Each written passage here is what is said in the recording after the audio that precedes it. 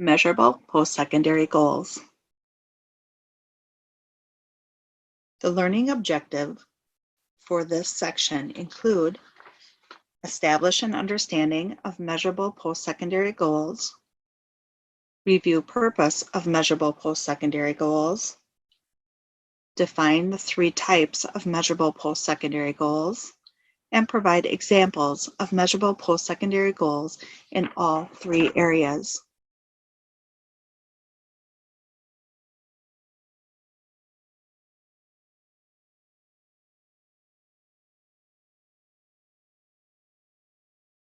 The procedural requirement states the IEP must include appropriate measurable postsecondary goals based upon age-appropriate transition assessments related to 3 goal areas. Compliance identifies these 3 areas of goals that must be addressed in the student's postsecondary transition plan. They include education or training, employment, and where appropriate, independent living. The transition goals are post-secondary goals which address what the student goals are after they exit high school based on age-appropriate transition assessment. You will learn more about age-appropriate transition assessment in the next section of this course.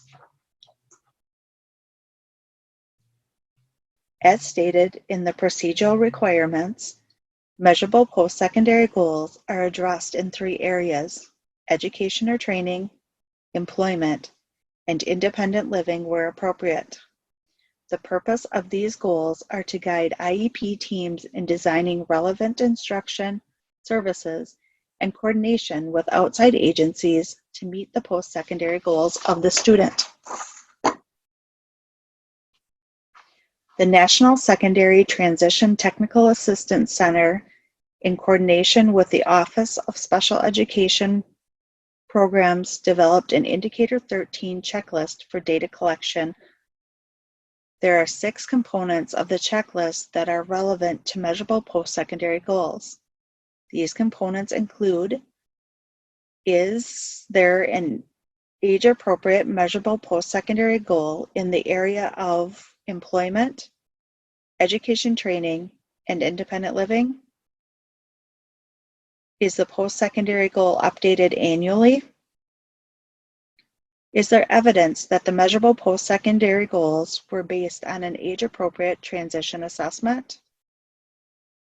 Are there transition services in the IEP that will reasonably enable the student to meet his or her post-secondary goals? Do the transition services include course of study that will reasonably enable the student to meet his or her post-secondary goals? Is there annual IEP goals related to the student's transition service needs? The PTP brings you through minimal compliance, meaning it will meet the requirements of the law. The Learn More buttons within the PTP provide more information on the section of the PTP you are writing. Within the Learn More button, you will find the procedural requirements along with effective practices to move transition goals forward.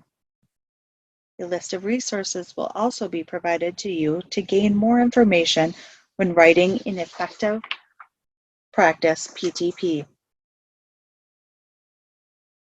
The procedural requirements for education or training states all students must have a goal that pertains to post-secondary or after high school education or training. Again, this addresses the goals that must be in effect when the student is 14 and based on an age-appropriate transition assessment. Students may often be unsure of their post-secondary plans. The IEP team should guide the student to the post-secondary education or training goals that most closely match their preferences, interests, needs, and strengths. As students' plans change, the IEP team should review and revise the goals as appropriate.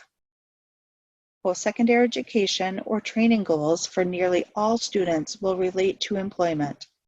In some situations, the IEP team may determine it is appropriate for the education or training goal to relate to other needs, such as health or independent living. To document these specific needs, the IEP team should select the other option and manually enter the student's post-secondary goal in the area of education and training. The use of other should only be used on a rare occasion when the options in the drop-down menu of the PTP do not apply.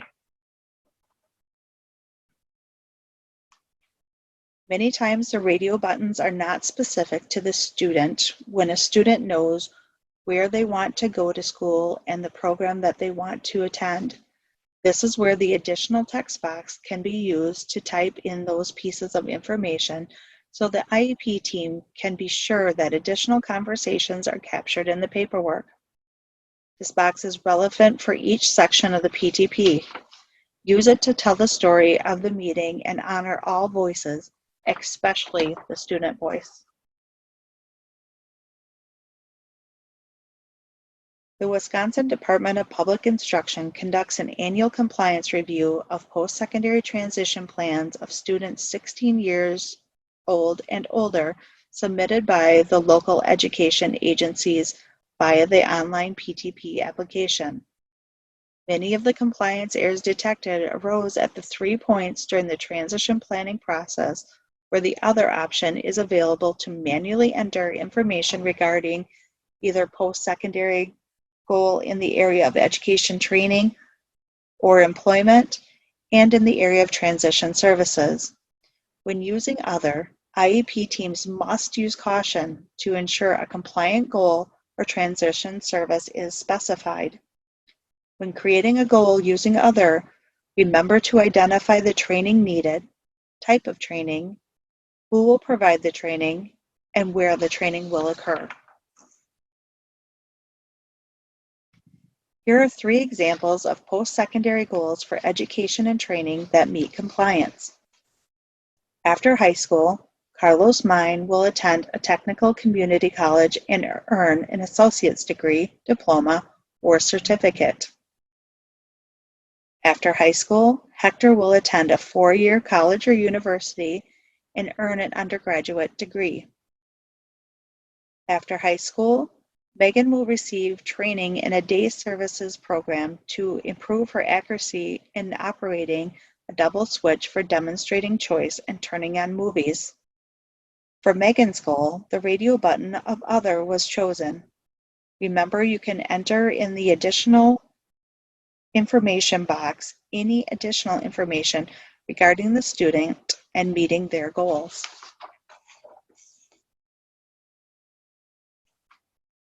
Procedural compliance states all students must have a goal pertaining to post-secondary employment.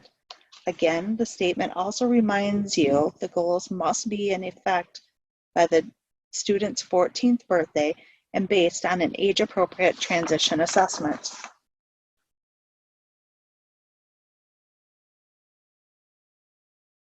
The next goal is in the area of employment. The options provided within the PTP for this goal are based on the Wisconsin Career Pathways, modeled after the 16 national career clusters. For this goal, a career cluster, career pathway, and career must be chosen for the student employment goal. The IEP team must select one career cluster, one corresponding pathway, and one corresponding career. If the student's post-secondary employment goal does not fit into one of the careers for the selected cluster and pathway, you may use the other option to describe the student's career goal. However, the use of other is an appropriate choice when you have exhausted search options from the unique career choice and should be used in rare circumstances. It must identify a career or job and/or area of skill development for a specific job for the PTP to remain compliant. A second option may be to use the keyword search box to the right of the career cluster search box. If the student training goal was enlist in the military, a specific career goal must be written for the type of career the student will pursue following the training received in the military. Using the use of other would not be compliant without these details. The third option would be to use the Career Cluster Pathway Career Master List to search for careers and other associated descriptions to identify the correct career. Use Control F, then enter a career choice and click Find All. This will highlight all of the matches to your criteria. If you are still not finding the exact match, broaden your search and remember an exact match is not needed. You can use the additional information box within the PDP to define specific details. To the left of the screen, you will see examples of searches that were not found and examples of how to broaden your search.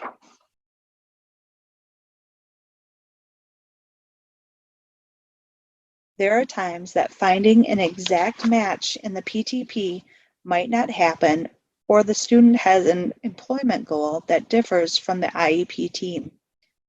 This is when the additional information box becomes most crucial. Let's talk about some examples of how you can use the additional information box. Detailed goals are often more meaningful for students. IEP teams might consider including details in the additional information box, such as a student's preferred employer or geographical preferences. This slide provides examples of 3 different employment goals written with students based on their age-appropriate transition assessment. After completing or obtaining post-secondary education or training, Carlos Mine will be employed in the field of science, technology, engineering, and mathematics, science and math, automotive service technician, and mechanic. After completing or obtaining post-secondary education or training, Jose will be employed in the field of hospitality and tourism, restaurants and food beverage services, manager, all other. After completing or obtaining post-secondary education or training, Tanner will be employed in the field of arts, audio, video technology and communications, visual arts, craft artist. Wisconsin Career Pathways assist in connecting education and training to the employment opportunities within Wisconsin to assist students, educators, and transition partners in meeting a student's desired employment post-secondary success through a seamless transition process. Pathways connect education and the workforce, focus on high skill, demand and wage careers, emphasize technical skills, are based on common skills and knowledge, and assist in organizing curriculum and of course of study.